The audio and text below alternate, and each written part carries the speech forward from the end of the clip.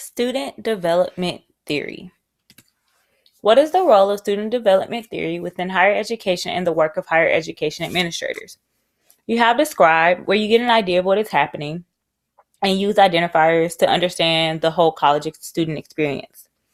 There's explain. You can explain the causes of behavior, such as a student who exhibits a dualistic us versus them way of thinking could possibly explain why they have trouble in classes that involve analysis and evaluation of arguments.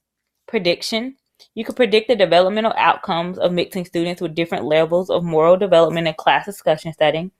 Influence. You guide and protect encouragement and development, guiding student affairs educators to design learning in communities that promote cross-cultural dialogue.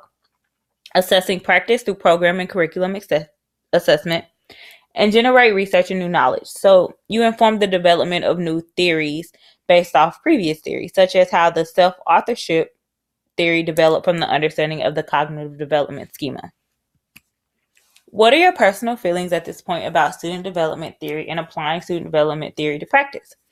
First off, when I was reading this, I realized that I could relate it to my knowledge from undergrad because I do have background in human growth development and educational psychology, both which include theories of developments of kids and adults.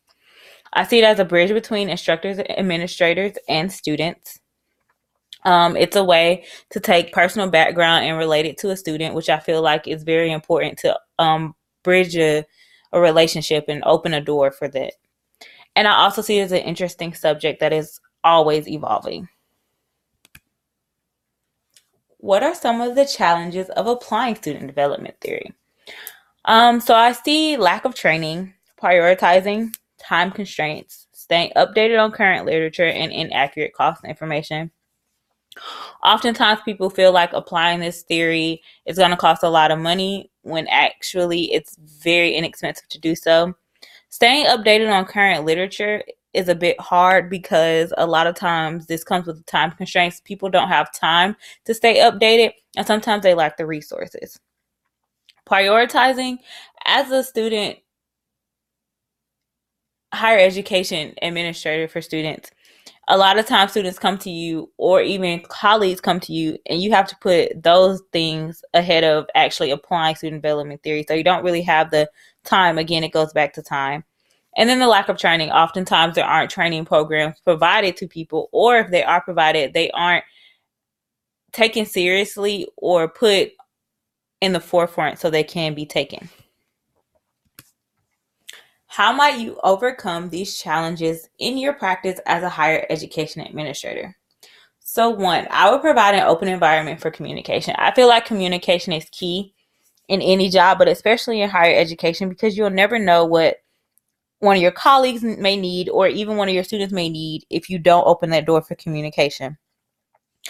Encourage sharing of personal development between administrators and students. And this goes back to me feeling as if this theory could bridge a relationship between administrators and students, because if a student hears how an administrator's experience relates to theirs, it kind of makes the process of being a college student easier. Provide staff training programs. Again, training is very important. I currently always look for developmental training in my current position at Georgia Tech, and I feel like it helps me when I'm actually working with my student assistants. Utilization of informal assessments.